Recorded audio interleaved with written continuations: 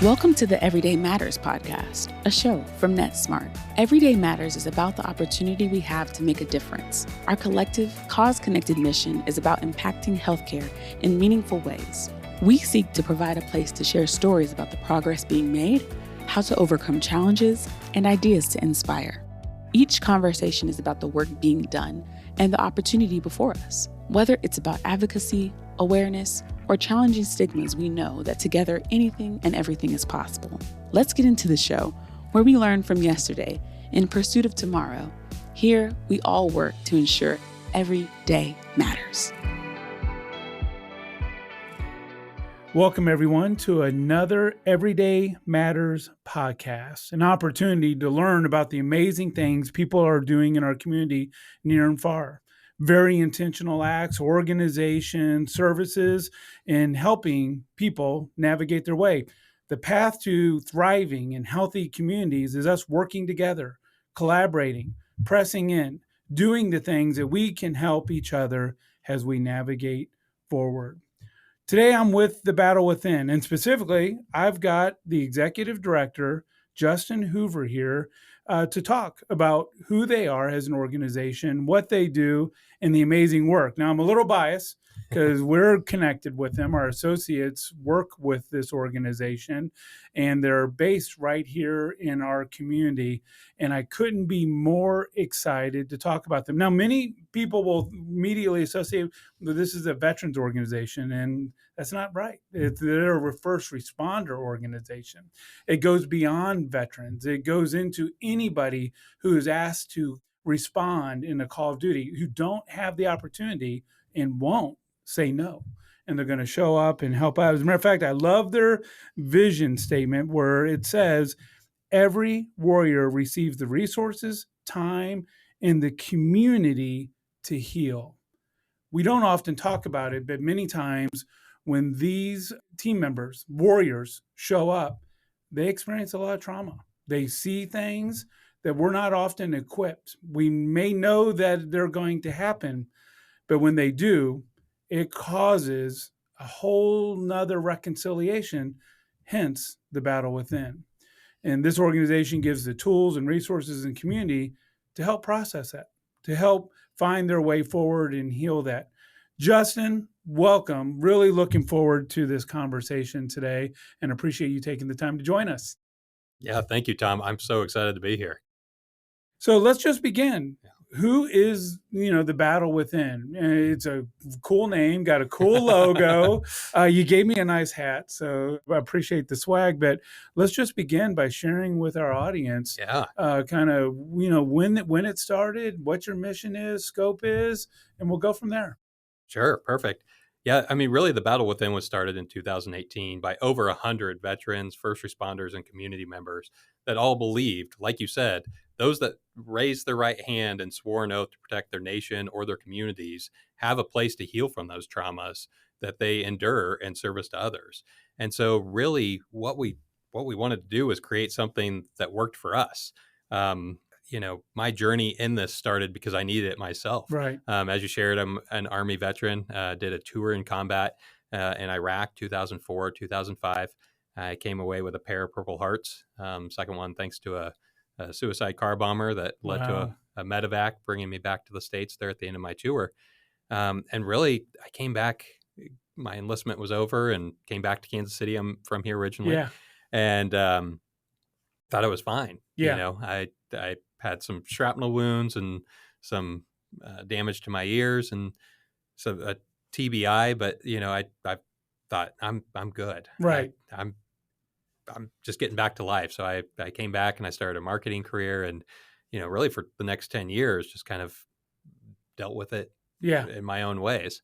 And then my stepdaughter hit high school and really went through this round of depression and suicidology. And for me, there was all of a sudden just this uncovering of, children should never be in war. Right. And there were some pretty horrific things that happened to children there. And that same hopelessness and helplessness was now replaying itself in my living room. And it tore me apart. It was just, you never realize how many things can be dangerous in your house until you're trying to shove them all in a gun locker. And my mental health just went downhill in a hurry. Yeah. And fortunately, my wife, she's amazing. She realized, like, you got to go get some help. Right. And I was resistant to the idea. Yeah. It was, I'll go do this to save my marriage. Yeah, but just I don't shake it really off. need it. Right. I'll Right. do this to make you happy, and we'll go from there. I mean, I'm the guy that some of my guys call at 3 a.m. with a bottle and a pistol in their hand and talking them down, which I'm totally unprepared for. Right. Mind you, no training to do that. Yeah. And they're half a country away. But, yeah. In my mind, like, I'm the one they call. I'm not the one that needs this help. And Right. so I did several different programs and came to realize, like, my stories are sounding a lot like some other people here. Maybe there's something to this. And so that really started my journey. And I realized I needed to stay within this community for my own accountability. Right. Our veterans and first responders, they are the greatest BS detectors, right? Yeah. And so if you're working in it, you got to be living it, or else they smell it pretty quick. Yeah. And that's a great way of killing their engagement and their involvement in anything. So when the Battle Within kicked off, it was really an honor and a privilege to be able to lead the organization and provide and pay forward that same healing that I've received. And so we have really the belief that it's creating something that you can implement into your life realistically. Right. There's a lot of programs and they do fantastic work, but I'm sure you've gone, and many of your listeners have gone to corporate retreats, and you are all excited and pumped up, and we're going to slay dragons. And then you come back to the daily grind, and it's like, well, that's hard. I'm going to do what I'm used to, right? Right. Mental health is no different. And Yeah. so our 5-day program, it's not there to treat PTSD. And I think that's what is so different and why we have such great success. Right. Our goal is not, we're going to try and heal a lifetime of trauma in 5 days. Yeah. We're going to break down that resistance to treatment, because so many like me, they spend 10, 20, sometimes 50 years before they actually seek out and find that treatment. And really, if you look at our average client, they come in, they're 40 years old. Yeah. I mean, most people get out in their early 20s for the military. So that's 10, 20 years. But it's just been sitting there, it's very similar to your story, and often not even aware that it's there. Yeah. Hey, I didn't even realize. And then through a series of events, could be a moment, could be your experience of in your own family of experiencing some things, then all of a sudden creates a trigger or a response. Like, where did that come from? And try to shake it off and say, it's nothing, I'm going to be okay, and go from there. Well, and culturally, our professions are created to internalize it, and you don't want to share that because, let's face it, these are life or death professions, but they're also team sports, right? Yes. And so if I ever worry, are you going to pull the trigger when I need you to? Because it might end up with me dying. I got a quick solution to that. And let's put the weird kid in the corner. And these are families. You don't want to be the weird kid put in the corner and exiled. So I'll just stuff it down, find whatever substance or thing I need to help kind of keep that stuff down, and I'll just keep marching on, because I don't want anyone else to know that I'm dealing with this, because I don't want to be kicked out of the team. Well, and it's, the physical wounds are almost, they've been more comfortable for us to address because they're seen, and you've got an issue. We can may require surgery, bandage, therapy, or what have you. It's at a visible wound that for so long, I mean, let's be candid, we've act like that doesn't exist. I mean, only recently have we talked about things like PTSD, and our most recent conflicts have brought awareness to that. And I think one of the powerful things about your organization is you said, wait a minute, this isn't just military veterans, this is any first responder. Right. In this trauma that sometimes isn't even aware of. And then, as you said, tuck it in and kind of hide it and maybe not deal with it. And then in a moment to come out. I think the goodness is we have words like trauma. I don't know about you, 10 years ago, 15 years ago, trauma wasn't really in my vocabulary. No. Not in a mental wellness standpoint or mental well-being. It was, trauma was more physical, right? And now we're like, no, there's all kinds of trauma, and some of the most impactful are those that we don't see, Right. we tuck away, and it is an invisible injury that we have to pull out. And I think what's so powerful about your story is, and I love the honesty. So first of all, thank you for bringing that forward, because it wasn't like, yeah, I realized it and I had to go do something. You wrestled with it.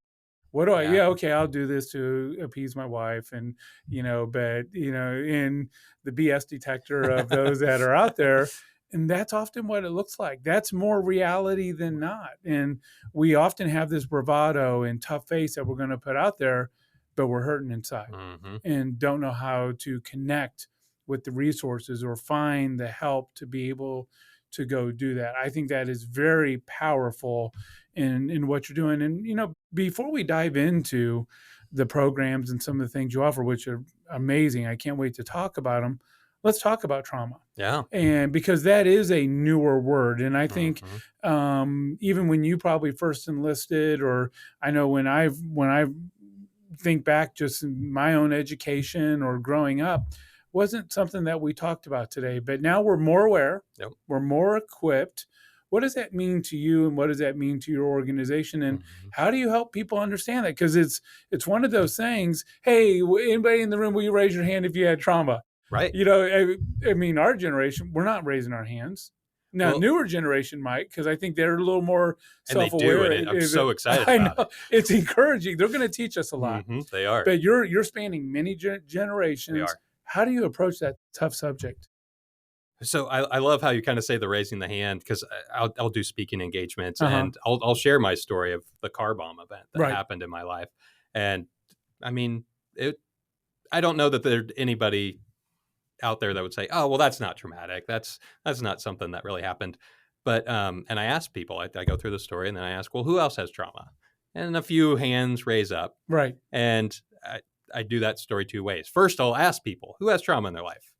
And then the other half of the time, I'll tell my story and then ask. Yeah. And which would you guess? More hands go up. Right. The one where I didn't qualify what trauma is first, right? Because we all love playing this game of my stuff is not as bad as yours. Right. And particularly our veterans and first responders, there is always someone worse off than you. Right. I had a supply sergeant that lost both of his legs. I had a supply clerk that lost his leg. So when I came back, it was like, I got 10 fingers, 10 toes. I don't want to take any opportunity from them, right? Right. And so they're selfless, but they're also that butler excuse of there's somebody else that needs it more.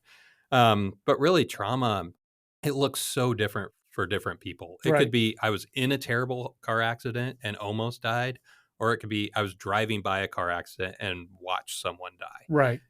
Both of those are traumatic things. They happen different.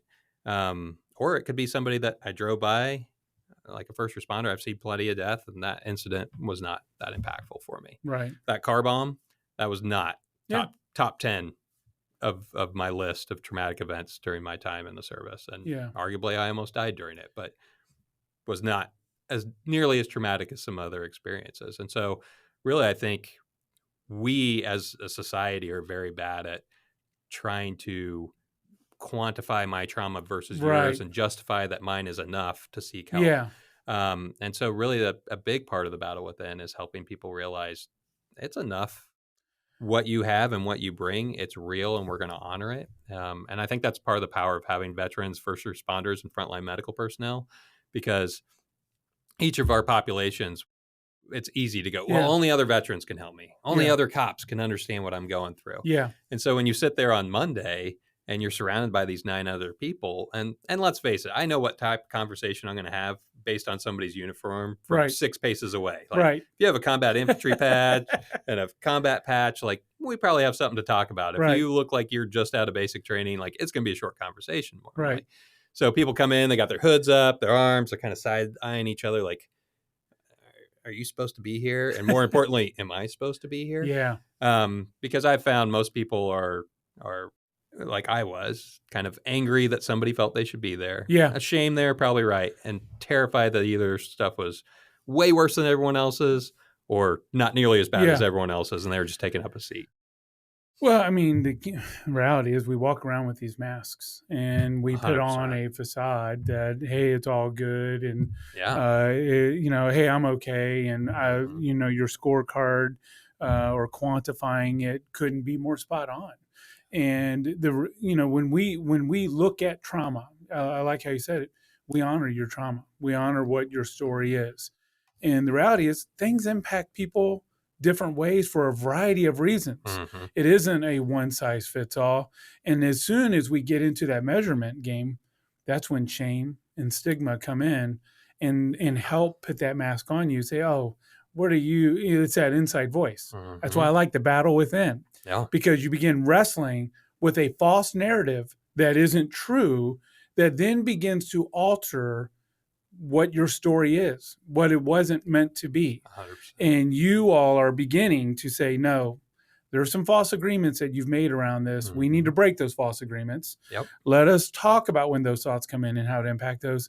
And then most importantly, let's address why that was so impactful and how to navigate going forward. And what trauma is to you may be entirely different to me, but it still impacts us the same way. And once we get away from that comparison thing, mm-hmm. and we get to, hey, I just want you to live your best story. I want to live my best story. We can all help each other navigate forward on that. So I think it's powerful because especially you used the words warrior, you got that bravado. It is a call to action, and I've got to be okay. But then there also has to be this other time, this margin that says, hey, it was impactful. It is heavy. Yeah. And you may not have even known it. And then that moment when something else happened, all of a sudden memories that you may have repressed or thoughts or visualizations that you put away said, hey, I'm going to bring this forward. We're going to reconcile this today and we're going to address it, which is the safe space and healing that you all talk about. And you said it earlier, it's a lot of the shame that goes around these. And let's face it, like I said, so many people have had a lifetime of trauma. Yeah. And really those maladaptive coping mechanisms they've made to survive many times a childhood of trauma predispose them to be very good in these careers. But now you're just reinforcing those maladaptive coping mechanisms and adding more trauma on top. And so once they get out, that hypervigilance, that quick to anger. I mean, at a point, like something would happen. I wasn't even sure what it was, but the weapon's coming up, the trigger's going off, and I'm finding it, And so that's great. But that does not translate back to your life and a life with children and family when all of a sudden you're going off at an 11-year-old because they loaded the dishwasher wrong. Right. And so helping people understand, hey, these are maladaptive coping mechanisms that you didn't learn the right lesson. Yeah. But nobody was there to teach you the right lesson. So let's honor those for getting you and helping you survive to this point. And without the shame, let's realize there's better tools out there. Let's open you to them, introduce you to them. And now you have the ownership. You have the choice. Am I going to go back to my life and my relationships with those maladaptive tools? Or am I going to work hard as hell to implement these healthy ones in my life to see the change that I want and become the person I want to be? I'm thinking back to when I first began to appreciate, especially around first responders, those mechanisms that are part of their training to be responsive. Mm-hmm. And it was many years ago. I was at the Intrepid Center in Washington, D.C., back when the military began revisiting how they handle the warrior when they come home. It wasn't just about physical needs. It was also about mental and behavioral needs. Mm-hmm. And I was naive. I was like, we're going to see really good PT, physical therapy, and we're going to see state-of-the-art medicine and those things. But then we walked into a room and it was a remake of a living room. Yeah. And it was a kitchen. You brought this to memory. And they were like, this is one of our most used and frequently spaces that we work with our warriors when they come home. And we work with them in how to re-engage with their family. Yeah. Because the same emotion and mechanisms that trigger adrenaline, response, and stress that they've seen in war, they come home and those things are being triggered. As you talked, dishwasher wasn't loaded right, a disagreement with a spouse, something didn't go the way it was, and begin to address those feelings. And man, that was so powerful, Justin, because they had hit me, and being a military dependent and having seen it And we know the statistics aren't always good Right. within the military around healthy families and marriages and divorce and abuse. And I was overcome with emotion because they were addressing some of the root cause of, hey, when you go home, it's not if you got wounded, we're going to help you with that. We also want you to have healthy conflict. Right. And when that stress comes up, that you do that in a Mm-hmm. healthy way. And I think I encourage our listeners, if you're not familiar with first responders, those things, we ask a lot of them. But those same things that they're responding to in the field, Mm-hmm. that same emotion, adrenaline, they're responding at home, and how to navigate those pieces. And that's some of what you all do. And we're going to get there in just 1 second. But before we do, it's not just about veterans. No. So it's first responders. Yep. Can you elaborate on that a little more to help our audience understand? This would be very easy to say, oh, okay, they work with veterans. It's more than that. Yeah, obviously our veteran population is very near and dear to my heart and has a lot of traumas, and so do our first responders. I mean, honestly, like I feel very fortunate. My traumas are half a world away. Like I come home, and for me personally, there's not a whole lot that reminds me of like, oh my gosh, I feel like I'm in Iraq again. Right. They are responding to calls and murders and some of the worst of humanity, but they also live here, and so they have to go take their kids to school, drive right past those traumatic experiences where they've, cleaned up dead bodies or helped people that have died in car crashes or wherever you have. And so there are constant reminders for them everywhere.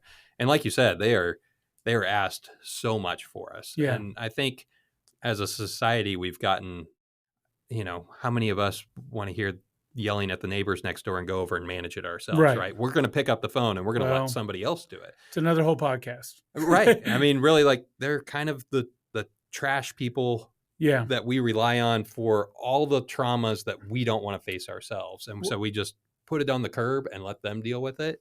And, it's our responsibility. I feel that we help them process and heal from that trauma that we willingly push on them. So easily the majority of their calls have to do with social services.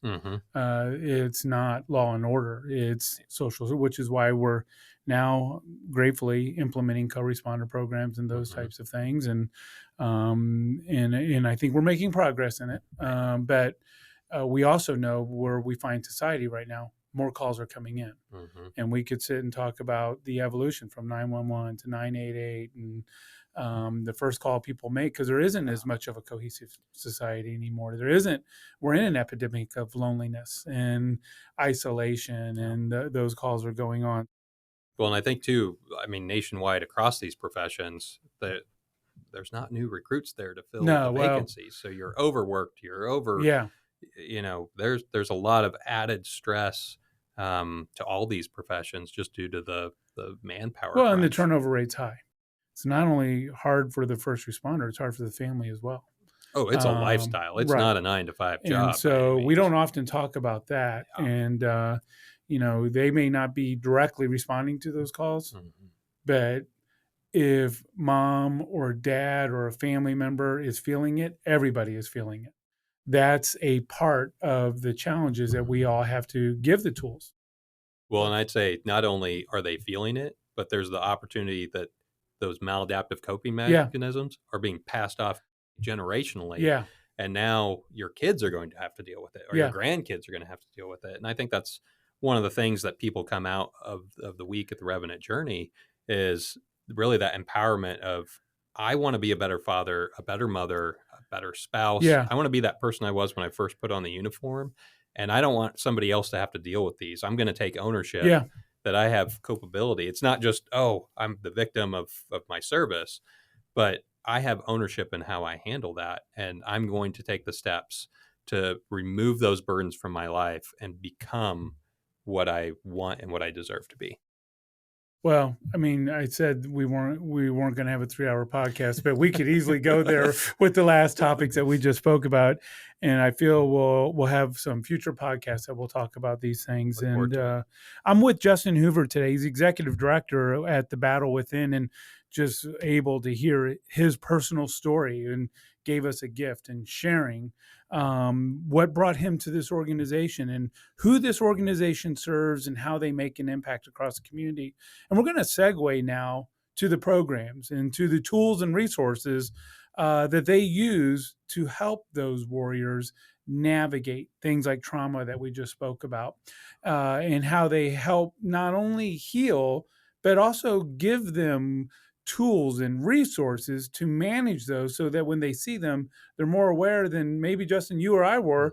And growing up, let's talk a little bit about some of the things you do and share with our audience why people come to the Battle Within. So really why I think people come to the Battle Within is because we have developed an ecosystem of services that are designed really to implement into your life to help you achieve those long-term mental health goals. So that really starts with the initiation, that is the 5-day Revenant Journey. It's located here in Kansas City, but it's for warriors anywhere throughout the nation.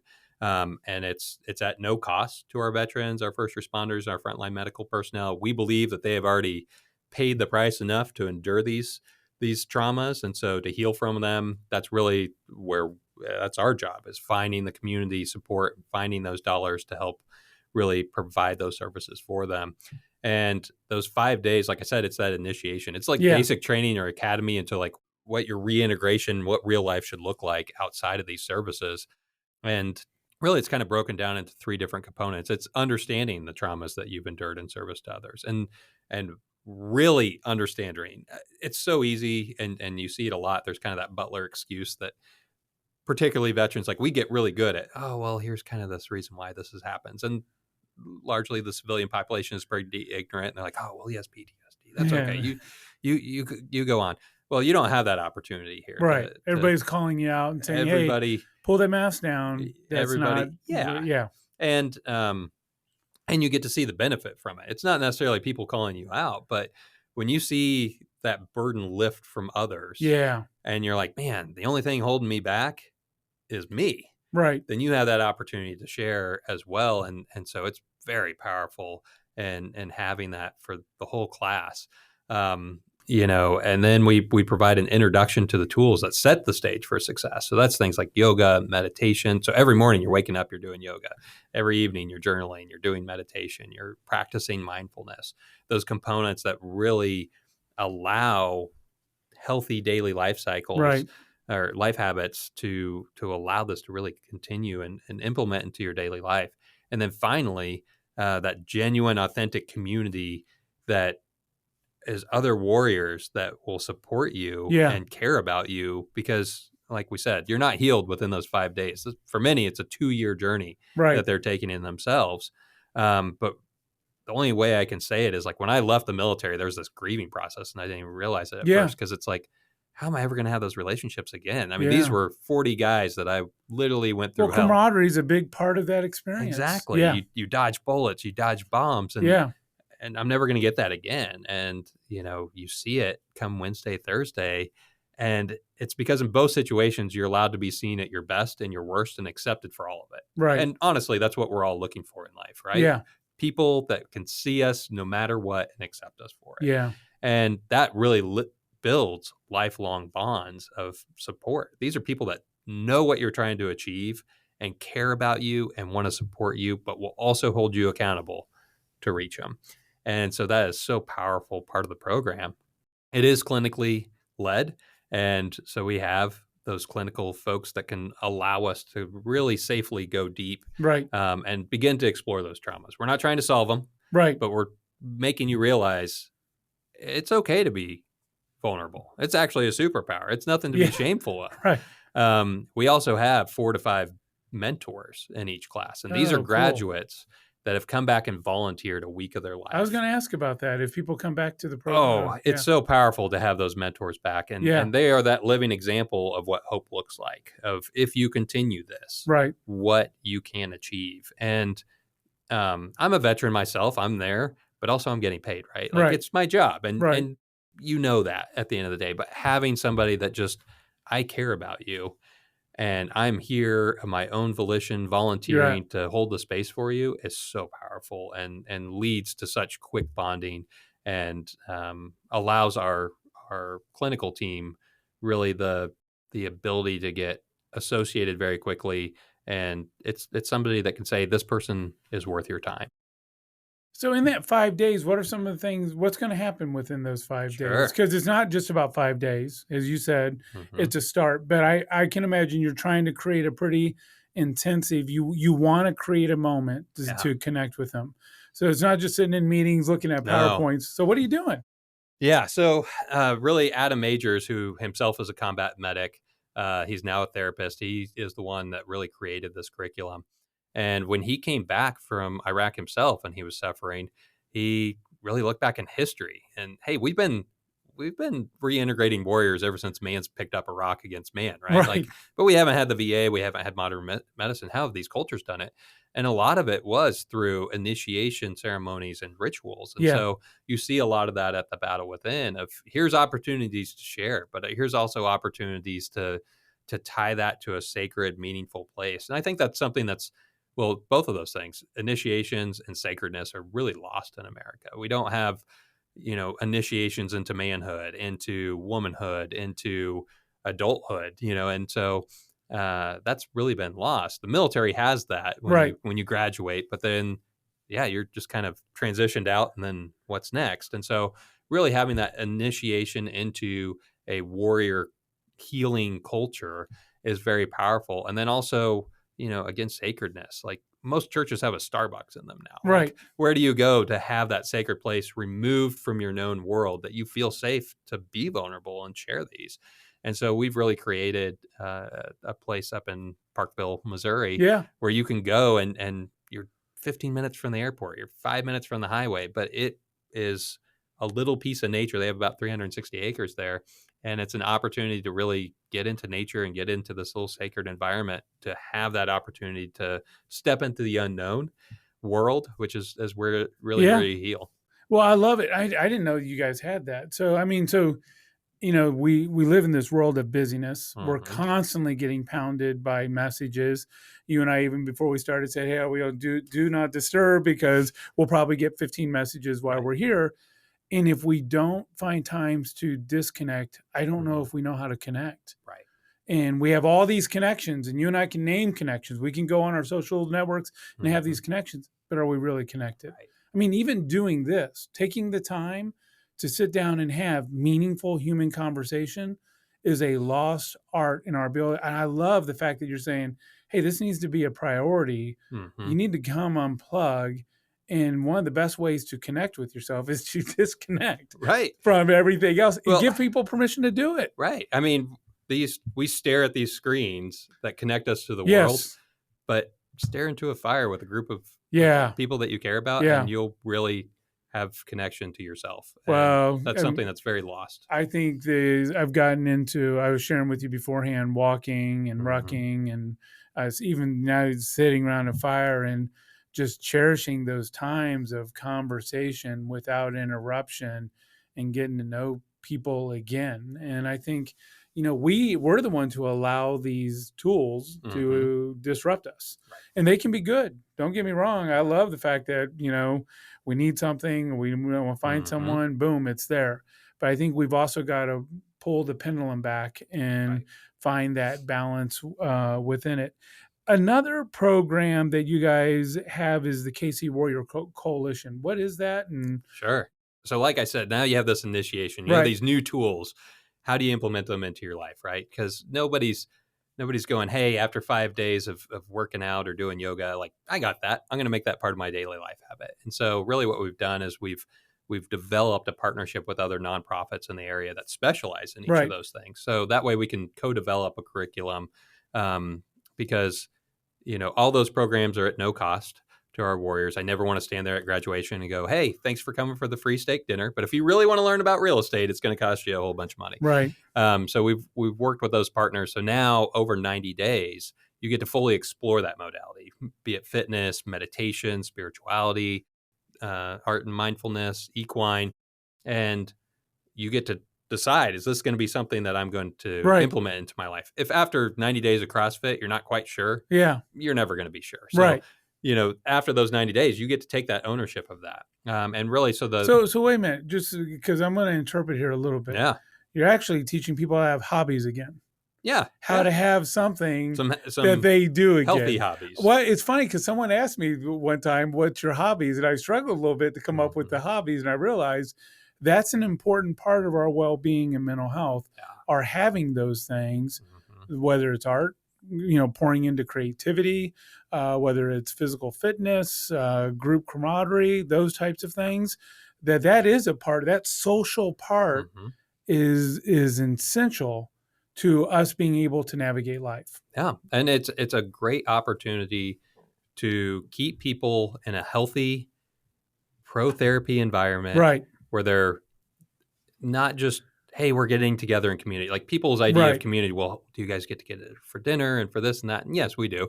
But also, like, here's additional programming that's keeping you all moving forward and keeping you accountable to yourself and your own personal growth.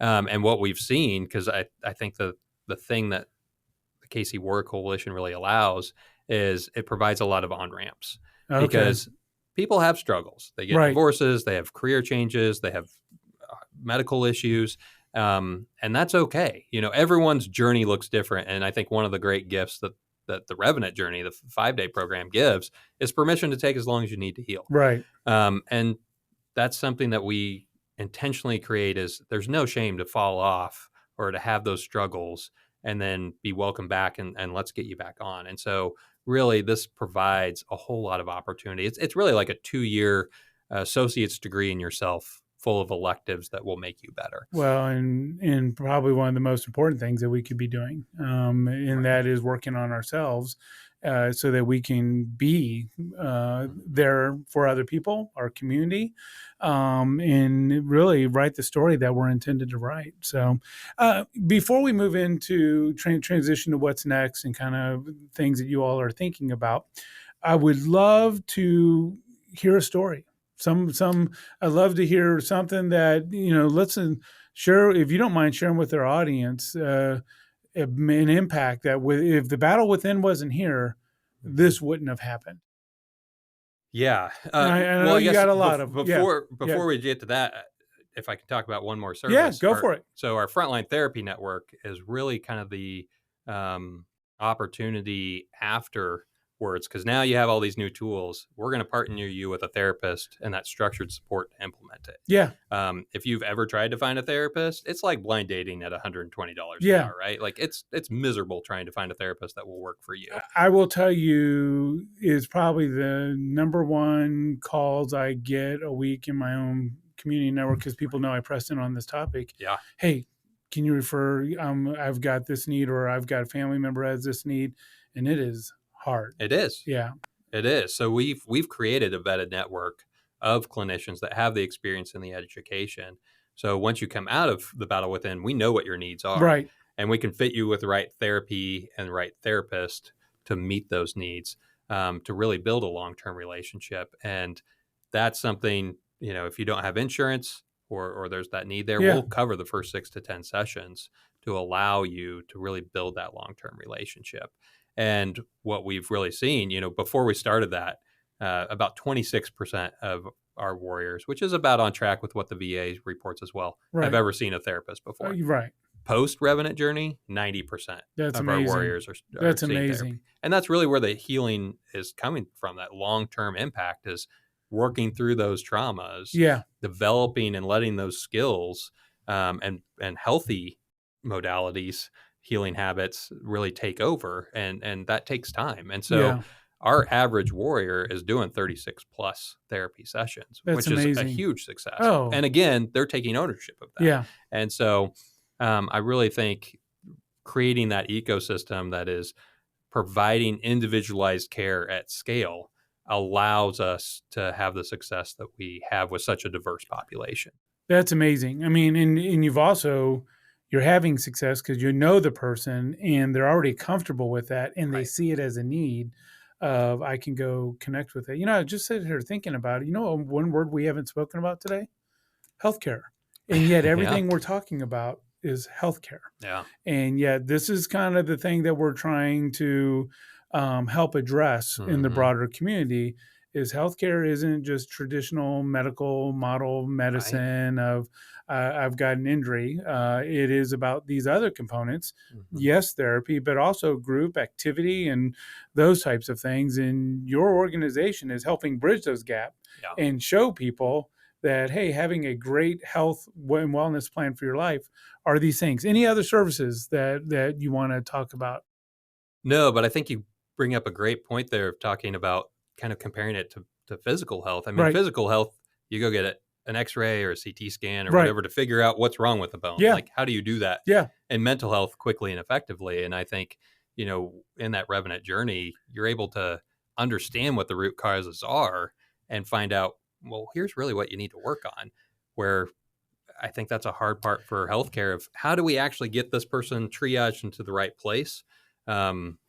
And that's because it looks so different and it's so individualized. Well, and we know that so many physical health issues have a correlation to those mental health issues. We just don't like to talk about them.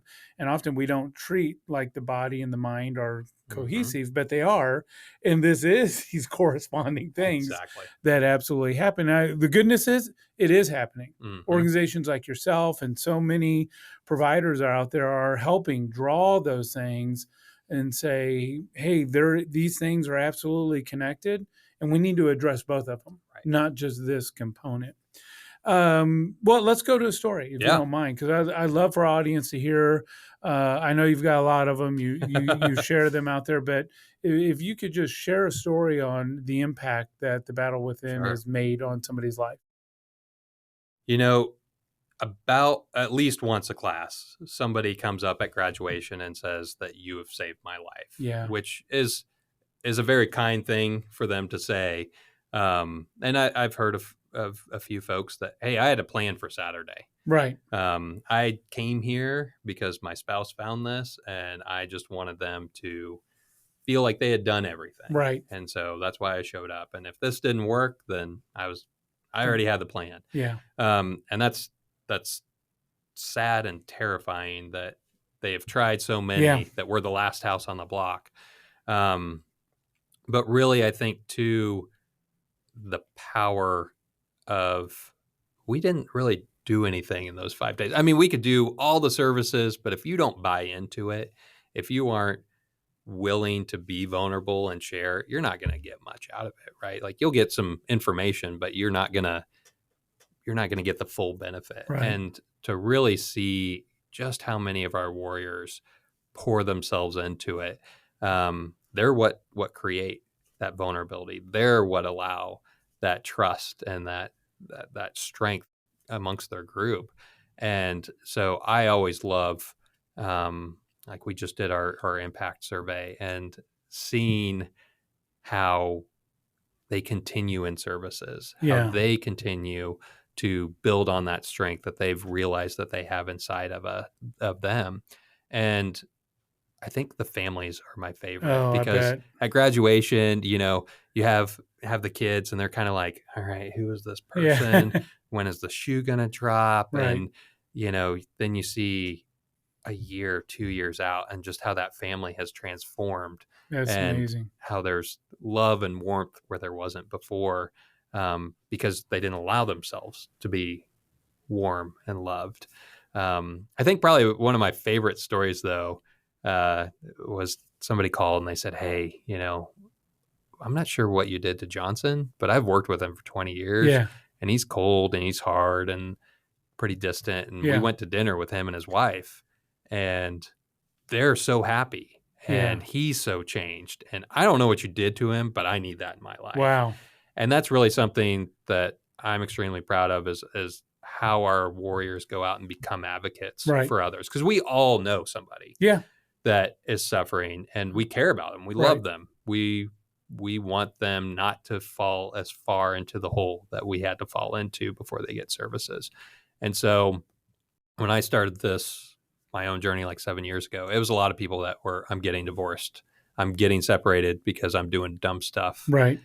Because of mental health. I'm, in heavily with substance abuse addiction. And now I'm on the road to those things, but someone has cared about me and loved me and rode me like a pony until I said yes. Right. And that has changed the trajectory of my life. And I think that is just such a change that our culture, our warrior culture, and really the American culture need. Yeah. And I'm so proud of our people of being the driving force of that. Well, it's absolutely powerful. And you just described what the Everyday Matters podcast is all about. It's what can we do each and every day to make a difference in someone's life? And nothing more powerful than when someone stands up, their family members look at you and say, you've absolutely changed my life. I'm Tom Herzog. I'm the host of today's podcast, and I'm here with Justin Hoover, Executive Director of The Battle Within. And we've just been having a wonderful conversation about how this organization isn't just providing tools and resources, but transforming people's lives. Often people who find themselves, as Justin shared, that don't know what else to do, where to go. And this not only opened up doors, but it paved the way, brought healing, brought hope, brought answers in a way that they didn't think was possible. And it's been really cool. So as we come in for a landing here, and as you look forward and, what's next? Is this just a KC only organization? Is it bigger than that? Where are you going with The Battle Within? I mean, it just sounds absolutely amazing. So right now we're in Kansas City, but Right. like you said, aspirations, like it should be everywhere. It Right. should be the basic training for after you leave the service. I love that. And that's really one of my goals is how do we get closer to the point of trauma? When I went through, it was 10 years after I got out of the service. There was a Marine. He was 5 weeks out of the service, and just seeing the difference in his life and having these new tools and how they allowed him to preserve relationships that with his kids, with his spouse, that have allowed him to go forth and be successful in life. Like, man, what I would give to have that 10 years ago. And we have Vietnam veterans that come through, and that's 50 years ago. And, just hearing so many families that I wish this was available for my loved one. Yeah. Back before they got into this world of hurt and self-isolation. And I think that is my goal and the Battle Within's goal of how can we push this forward up the crisis chain and make sure that we're always there standing ready when a warrior needs help, that we can provide services. We've had a wait list ever since we've really started. So that's our goal of how do we scale? How do we get bigger? How do we shorten the queue and get in the wait list? Yeah. And I think it's, I loved your example of, hey, we provide training beforehand. We should provide training afterwards. It's just as challenging. Well, how much cheaper is it for society to raise a healthy child than fix a broken adult? Right. Well, same thing. Let's create healthy service members when they exit, then try and fix. Well, now quote, you're unquote, introducing broken logic veterans into things, so let's not get overboard. But I just love what your organization is doing, coming from a military family and working with first responders in the communities, the cause of communities that we serve. I absolutely see the need, and you all have given me an avenue to be able to connect people who I know are looking for answers or help or resources. Where can people find out more about you? I'm guessing you have a website and you're on the socials? We do have a website, thebattlewithin.org. It's pretty easy to find us. If you're looking, if you're in need of services, there's a very quick, easy application under the services tab. Find the one that you're interested in to start. And our clinical team will help you find the right service and the right intervention or the right referral to really start your journey and stay on it. And so The Battle Within, if you search YouTube, Facebook, Instagram, all the regulars, you'll find us on there. And so, we try and make ourselves easy to find, and we look forward to serving a lot more folks, really thanks to our community. And I do have to say, I tell folks at the beginning of each class, we are here because of people you don't know and will never meet. Right. And the generosity that they show and how they have found a way to say thank you for your service in such a meaningful way. And it is true. And how appropriate, right? Because most of us have never met or those that have faced dangers on our behalf, Right. Whether they be first responders or military, and they're out there every day. So I think it's a very appropriate, and I appreciate the level of support that we've received from our community to allow this mission to serve so many of our nation's warriors. Yeah, it takes all of us working together to make it happen. That's and right. Great opportunity for people to contribute, whether it's time, resources, financial, to be able to continue the mission. One last question for you. Yeah. To that warrior that's sitting out there right now, maybe that family member, and they're listening, and they began by, oh, this is neat. And now they're like, this is something I need. This is something they need. And they're waffling right now over finding the courage. It's courage to be able to step forward. What do you tell them right now? You are worth it. So many times people come and they're not sure. Why they're waffling is they're not sure that they're worth it. This is a place that understands you, cares about you, and believes that you're worth it, and will spend a whole week with you until you believe it too. Well, Justin, that's a great way for us to land. I want to thank you for your service, your family for their service, for the team at the Battle Within, and for all the warriors who have stepped in and pressed in to get the help and the resources that they need and be there when we need them most, in times of life that we don't always anticipate, but we're the first to call upon and say, can you help? And always pressing in. And we're grateful for the work that you're doing each and every day. I can't think of a better way than to land this with Justin's comments. You are absolutely worth it. You're worth it. Whatever narrative is there right now that's saying that's not true, it's wrong. You got to break that false agreement, break that lie, and press into it. That's what Everyday Matters is about. It's reminding ourselves, reminding each other and our community that we are absolutely better and stronger together. That when we come together to navigate the challenges and the obstacles that are before us, anything and everything is possible. May you, may we, may all of us make every day matter. Thank you for listening, and until next time, much appreciation. You've been listening to Everyday Matters, a NetSmart podcast. Keep connected with us by subscribing to the show in your favorite podcast player. If you like what you've heard, please rate the show. That helps us keep sharing the stories that inspire our communities. Thanks for listening. Until next time.